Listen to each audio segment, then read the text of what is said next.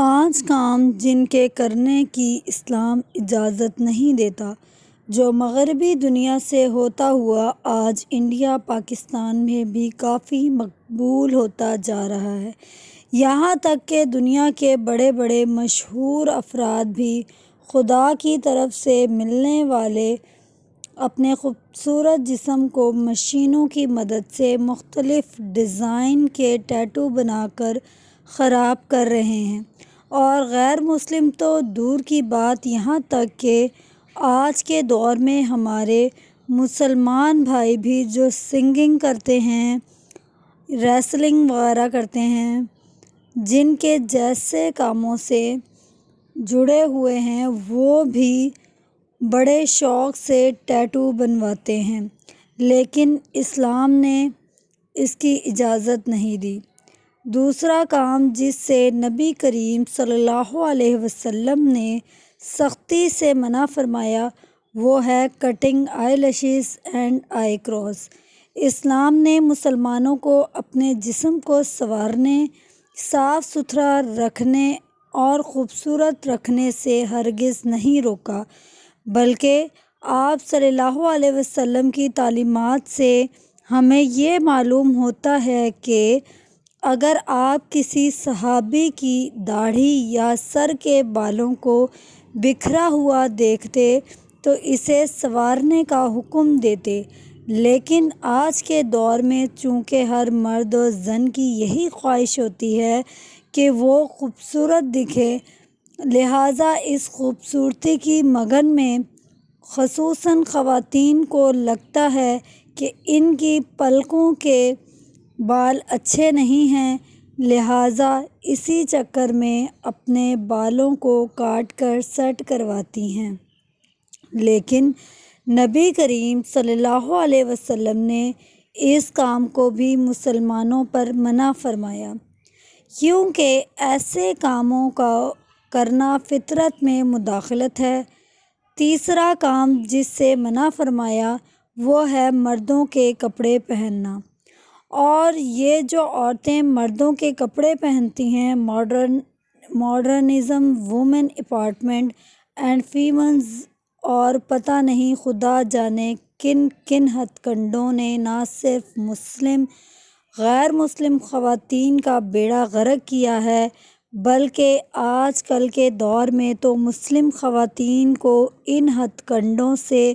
بے حد متاثر ہیں۔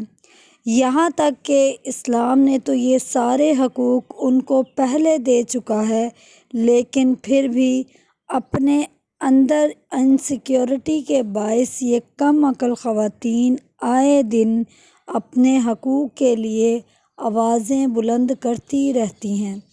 اور مردوں کے شانہ بشانہ دکھنے کے لیے مردوں کے ساتھ لباس پہنتی ہیں، جسے اسلام نے سختی سے منع فرمایا۔ یہاں تک کہ نبی کریم صلی اللہ علیہ وسلم نے ان عورتوں پر لعنت بھیجی جو مردوں جیسا لباس پہنتی ہیں، اور ان مردوں پر بھی لعنت بھیجی یہ جو عورتیں مردوں کے کپڑے پہنتی ہیں، اور ان مردوں پر بھی لعنت بھیجی جو عورتوں جیسا لباس پہنتے ہیں۔ چوتھا کام جس سے منع فرمایا گیا وہ ہے جو مرد حضرات سونا پہنتے ہیں، اس سے منع فرمایا ہے۔ انسان کی فطرت ہے کہ جب بھی اس کے پاس پیسہ آتا ہے تو اس سے اپنے لیے قیمتی چیزیں خریدتا ہے، جس میں کوئی بڑی بات نہیں ہے، کیونکہ جب اللہ نے آپ کو مال دیا تو وہ نظر بھی آنا چاہیے، لیکن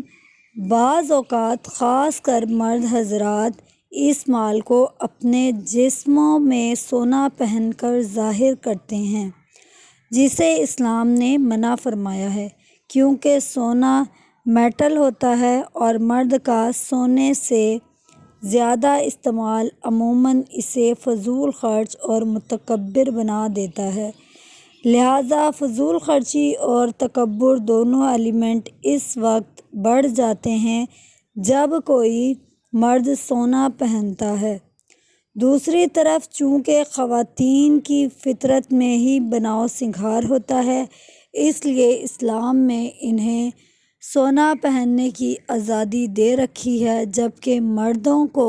اس سے اسلام نے سختی سے منع فرمایا۔ وہ ہے ہم جنسی پرستی، ایک خبیث عمل ہے جس کی وجہ سے اللہ نے قوم لوط پر اپنا عذاب نازل کیا تھا، کیونکہ اللہ تعالیٰ اس کام کو سخت ناپسند کرتا ہے کہ اس کے بنائے ہوئے اس قانون قدرت کو کوئی توڑے، اور یہی وجہ ہے کہ قرآن اور نبی کریم صلی اللہ علیہ وسلم کی احادیث میں بھی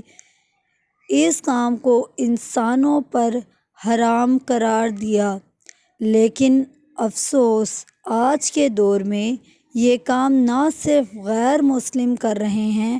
بلکہ کچھ مسلمان سب کچھ جانتے ہوئے ایسے کاموں کو بھی ڈراموں کی صورت میں، جس طرح برزخ ڈرامہ لانچ کیا گیا، اور ان کے ناموں سے پروموٹ کر رہے ہیں۔ ان کاموں کے لیے ان کو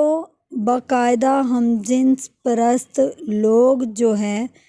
مذاق کے نام پر ہم جنس پرستی کے ایسے قول یا فعل کرتے ہیں جو کہ ان کے لیے ایک معمولی سی بات ہے، لیکن حقیقت میں وہ نہیں جانتے کہ وہ کیا کر رہے ہیں۔